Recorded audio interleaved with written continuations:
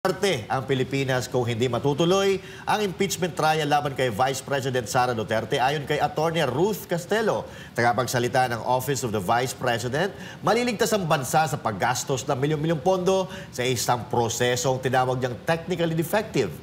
Mula sa simula at si Jason Rubrico magbabalita.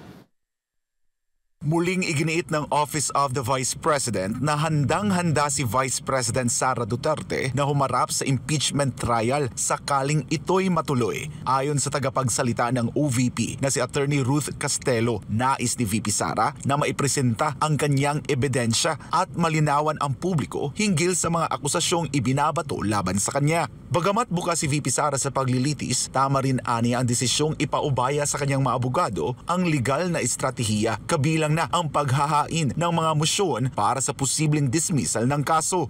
The Vice President said that she really wants to go through trial and present all her evidence, right?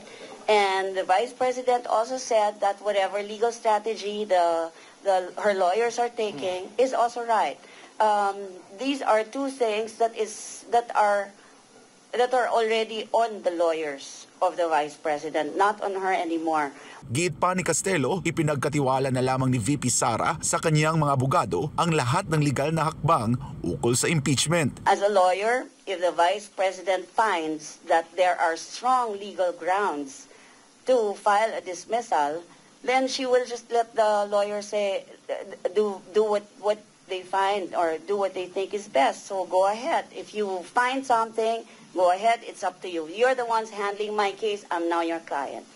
Dagdag pa ni Castelo, maghihintay na lamang si VP Sara sa magiging desisyon ng Korte Suprema kaugnay ng kinakaharap niyang kaso. Ngunit ayon sa tagapagsalita, kung magpasya ang Korte Suprema na hindi na dapat ituloy ang proseso, makabubuti ito sa bansa.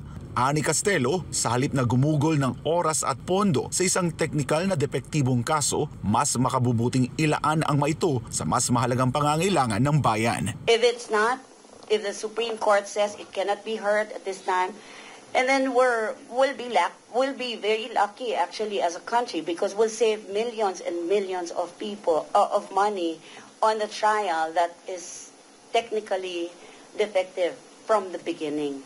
So okay lang na kung hindi talaga dapat na ituloy, tama lang rin naman, huwag tayong magsayang ng resources ng bansa. Mas marami tayong kailangan na pagkagastahan kesa sa trial na matetechnical rin sa dulo. Para sa Diyos at sa Pilipinas kumahal, ako si Jason Rubrico, SM9 News.